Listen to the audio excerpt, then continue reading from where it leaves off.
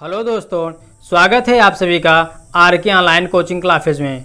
दोस्तों, पिछले वीडियो में हमने पढ़ाया था आपको अधिशोषण और अवशोषण में अंतर, और आज की इस वीडियो में पढ़ने वाले हैं अधिशोषण समतापी किसे कहते हैं। ठीक है ना, आइए देखते हैं।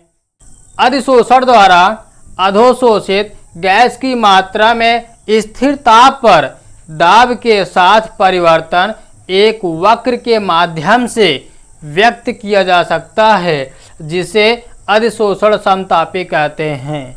ठीक है ना, यहाँ पर आप फिगर के माध्यम से समझिए।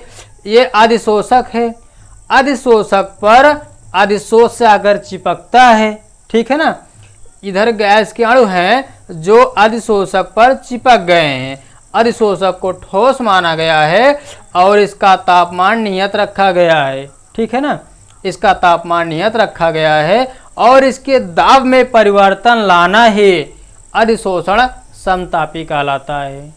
ठीक है दोस्तों, फिर से देखिए, ये अधिशोषक है।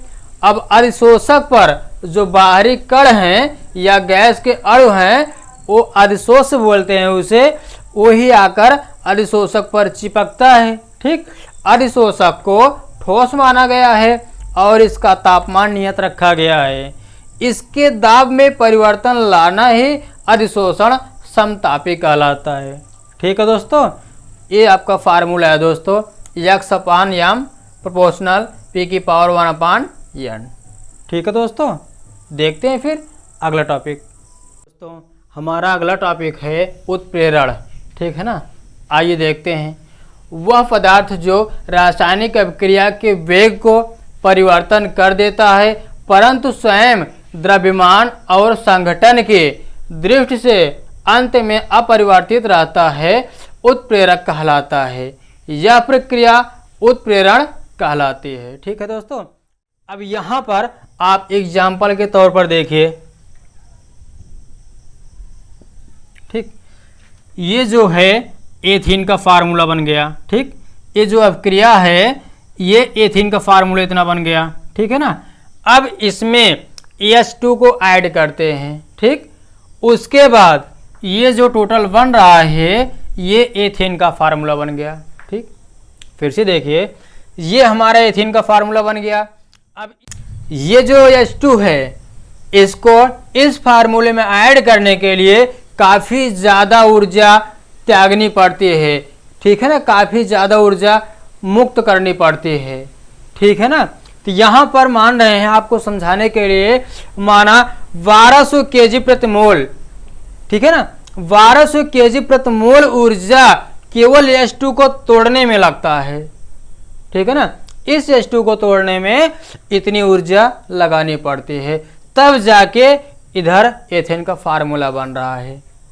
ठीक है दोस्तों, उसके बाद देखिए यहाँ पर उत्प्रेरक वर्धक, अगली हेडिंग है उत्प्रेरक वर्धक। ठीक है ना, उत्प्रेरक के उत्प्रेरण क्षमता बढ़ाने वाले। ठीक है ना, अब यहाँ पर बोल रहे हैं जो उत्प्रेरक है उसकी जो क्षमता बढ़ाता है उसे ही उत्प्रेरक वर्धक बोलते हैं। ठीक, इसका तात्पर्य ये है कि उत्प्रेरक की क्षमता बढ़ाने वाले को ही उत्प्रेरक वर्धक बोलते हैं।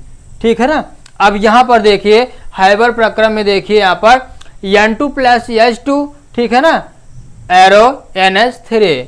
अब यहाँ पर देखिए, अब उत्प्रेरक में Fe को लेते हैं आयरन। ठीक है ना, आयरन की उपस्थिति में अभिक्रिया कर रहे हैं। ठीक है ना, N2 plus H2 arrow NH3। अब यहाँ पर Fe को लेते हैं, अब इसी Fe को बोलते हैं उत्प्रेरक। ठीक है ना, ये अभिकारक है, ये उत्प्रेरक है। अब यही उत्प्रेरक अभिकारक की ऊर्जा बढ़ाता है, अभिकारक को आगे बढ़ाता है। ठीक, अब उत्प्रेरक को बढ़ाने वाले हमें एक ऐसा फार्मूला मिल रहा है जो उत्प्रेरक को बढ़ाता है। ठीक है ना, MoV2O5 मोलिब्डेनम डाइवेनेडियम पेंटा ऑक्साइड। ठीक, ये जो है इसको उत्प्रेरक वर्धक बोलते हैं। क्यों बोलते हैं? क्योंकि मोलिब्डेनम डाइवेनेडियम पेंटा ऑक्साइड उत्प्रेरक को आगे बढ़ाता है। ठीक है ना, इसको आगे बढ़ाता है और उत्प्रेरक अभिकारक को आगे बढ़ाता है। ठीक, कहने का मतलब ये है उत्प्रेरक की उत्प्रेरण क्षमता बढ़ाने वाले उत्प्रेरक को जो आगे बढ़ाता है उसे ही उत्प्रेरक वर्धक बोलते हैं। तो इसमें यमो V2O5 उत्प्रेरक वर्धक बोलते हैं इसे। ठीक है दोस्तों, देखते हैं दोस्तों अगला टॉपिक। दोस्तों अगला टॉपिक हमारा है अधिशोषण के प्रकार। ठीक है ना। अब यहाँ पर देखिए, अभिकारक उत्पाद तथा उत्प्रेरक के भौतिक अवस्था के आधार पर दो प्रकार के होते हैं। ठीक है ना। अधिशोषण दो प्रकार के होते हैं, पहला है समांगी उत्प्रेरण और दूसरा है विषमांगी उत्प्रेरण। ठीक है ना। तो देखते हैं यहाँ पर समांगी उत्प्रेरण किसे बोलते हैं। यहाँ पर देखिए, क्रियाकारक या अभिकारक। ठीक है ना, दोनों एक ही नाम है।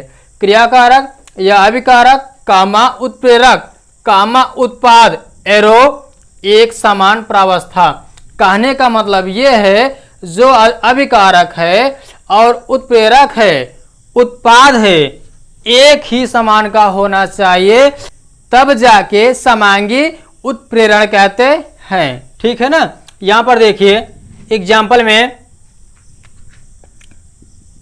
ठीक है, 2SO2 गैस है प्लस O2 गैस है, NO ये भी गैस है, 2SO3 ये भी गैस है। कहने का मतलब ये है ये रिएक्शन है। ठीक है ना।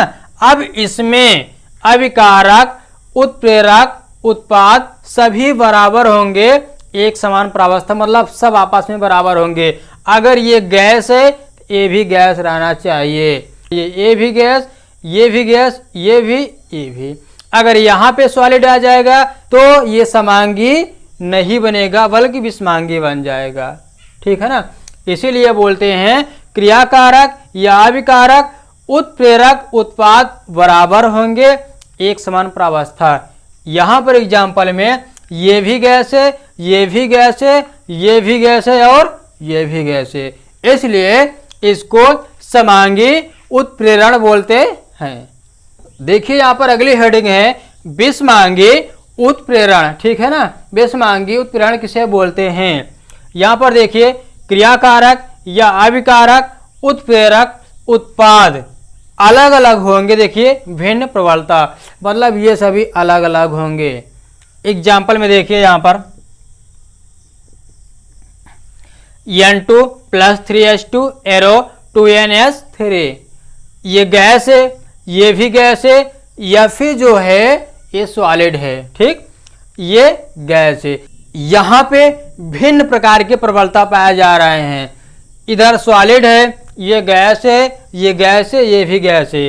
अगर सब गैस हैं, ठीक, और उसमें एक सॉलिड आ गया या गैस के अलावा कोई भी आ सकता है, तो उसे विषमांगी उत्प्रेरण बोलते हैं। कहने का मतलब एक समान नहीं होना चाहिए। ठीक है ना। अगर ये एक समान नहीं है ये विषमांगी उत्प्रेरण कहलाएगा। ठीक है ना। तो आइए देखते हैं अगला टॉपिक, विषमांगी उत्प्रेरण सिद्धांत। ठीक है, जो अभी पढ़ाया था हमने उसी का पॉइंट है। ठीक है दोस्तों। अब यहाँ पर देखिए पहला पॉइंट, उत्प्रेरक की सतह पर अभिकारकों का विसरण तथा फिर अधिशोषण। ठीक। सेकंड है, उत्प्रेरक की सतह पर रासायनिक अभिक्रिया द्वारा उचित ऊर्जा के मध्यवर्ती का निर्माण। ठीक। तीसरा है, उत्प्रेरक की सतह से विशोषण द्वारा उत्पाद का हटना तथा उत्प्रेरक की सतह आगे के लिए तैयार है। कहने का मतलब ये है दोस्तों, इस टॉपिक से पता चल रहा है, जैसे मान लीजिए हम स्कूल जा रहे हैं। ठीक है ना। स्कूल जा रहे हैं, मान लीजिए हमारे घर से स्कूल 5 किलोमीटर दूर है।